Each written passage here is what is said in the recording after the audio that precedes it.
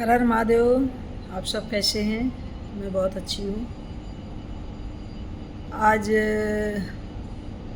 मेरा शिव चर्चा में चर्चा का विषय है। आज मैं महाभारत का श्री कृष्ण के बारे में बताऊंगी। एक बार की बात है, धृतराष्ट्र ने श्री कृष्ण से प्रश्न किया, हे वासुदेव बताओ, युद्ध में मेरे 100 पुत्र मारे गए। चलो दुर्योधन तो था ही थोड़ा कुधर्मी, लेकिन बाकी पुत्र क्यों मारे गए? मेरे 100 पुत्रों का वध किया गया युद्ध में, और मैं अंधा क्यों हुआ? मेरा क्या पाप है? किस जन्म की मेरे पाप है? कृपया मुझे बताएं। तब ऐसा इच्छा जाहिर करी धृतराष्ट्र ने। कुरुवंश के राजा थे, पांडव के बड़े भाई थे धृतराष्ट्र, जो आंखों से अंधे थे। तो वासुदेव श्री कृष्ण ने बताया कि सुनो हे धृतराष्ट्र, आप पिछले जन्म में एक राजा थे और उस नगर का एक ब्राह्मण था जो तीर्थ के लिए जा रहा था कई वर्षों के लिए। तो उसने आपके पास अपने हंसनी और हंस रख दिए। कई सारे हंस थे, आपके पास रखे कि आप इनका पालन पोषण करो, क्योंकि वो प्रजा का ही जिम्मेदारी राजा का होता है। अब जब ब्राह्मण नहीं है तो उसने अपने हंसों के लालन पालन का भार राजा को दिया, और राजा की जिम्मेदारी बनती थी, ब्राह्मण ने कहा। तो इसलिए राजा ने इसको स्वीकार कर लिया और ब्राह्मण तो तीर्थ पर चला गया। फिर हंसों का पालन पोषण राजा ने अपने नगर निवासियों के, जो उनके कार्यकर्ता थे, सबको, सैनिकों को आदेश दिया, ले जाओ इनको, रखने की व्यवस्था करो। और बहुत सुंदर सा तालाब झील बनाया, वहाँ पर हंसों को छोड़ दिया विचरण के लिए। बगीचे में हंस टहलते थे। एक दिन राजा ऐसे टहल रहे थे, धृतराष्ट्र, तो उनके मन में बड़ी तीव्र इच्छा जागी। बड़ी तीव्र इच्छा जागी किस चीज़ के लिए? कि मैंने सबका मांस तो खाया है, लेकिन हंस का मांस नहीं खाया है। तो बड़ी तीव्र इच्छा जागी राजा को। तो उसने हंस के बच्चों को आदेश दिया, सैनिकों को, उसको मरवा के और उसका पका करके खा गया। राजा को बड़ा ही स्वाद लगा।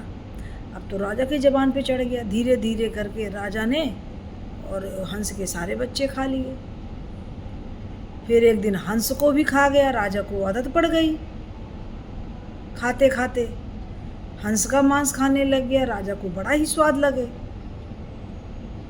तो फिर कुछ वर्षों बाद जब ब्राह्मण आया,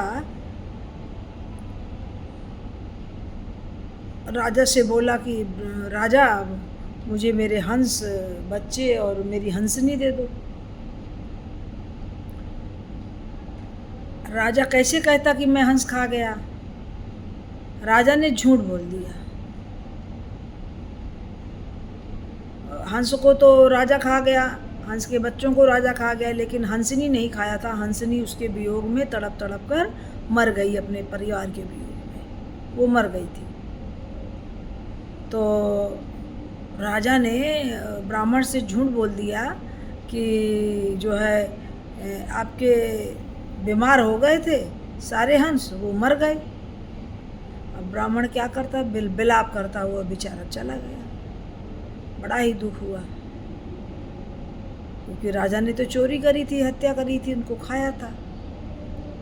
तब श्री कृष्ण ने बताया कि आपने पिछले जन्म में ऐसे काम किए थे, जिसके कारण आपने हंस के 100 बच्चों को मार के खाया था, इसलिए आपके 100 पुत्र मारे गए।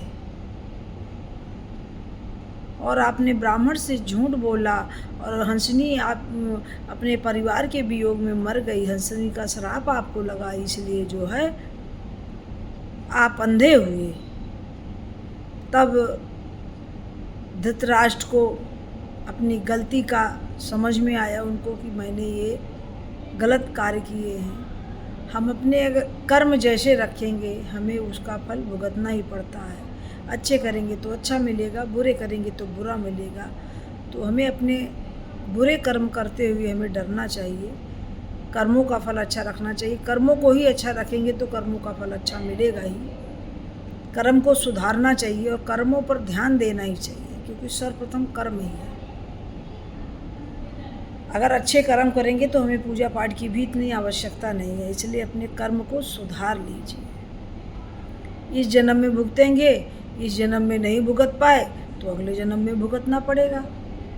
लोग यूं ही ऐसे रोते हैं, विलाप करते हैं, देखो ये सामने वाला दुष्ट है लेकिन कितना सुखी से रह रहा है, मैं तो बढ़िया पूजा पाठ करता हूँ, मैं किसी को कोई नुकसान नहीं पहुँचाता, फिर भी मैं दुखी हूँ। क्योंकि वो उसने पहले जो किए हैं प्रारब्ध में, जो पिछले जन्म के उसके कर्म हैं, बुरे कर्म हैं, वो आगे आते हैं, इसलिए इंसान को दुख मिलता है। इसलिए जो भी करें सोच समझ के करें, किसी की हत्या, जीव हत्या, किसी को तकलीफ़ ना दें, किसी को दिल ना दुखाएं। हमें ये कोशिश करते रहना चाहिए। हम कलयुगी मनुष्य हैं, इतने ज़्यादा तो हम भगवान नहीं बन सकते, लेकिन हमें कोशिश करनी है, स्वयं को सुधारना है। दूसरों की जय से पहले खुद को जय करें। बस आज के लिए इतना, मिलते हैं नेक्स्ट वीडियो में। हर हर महादेव।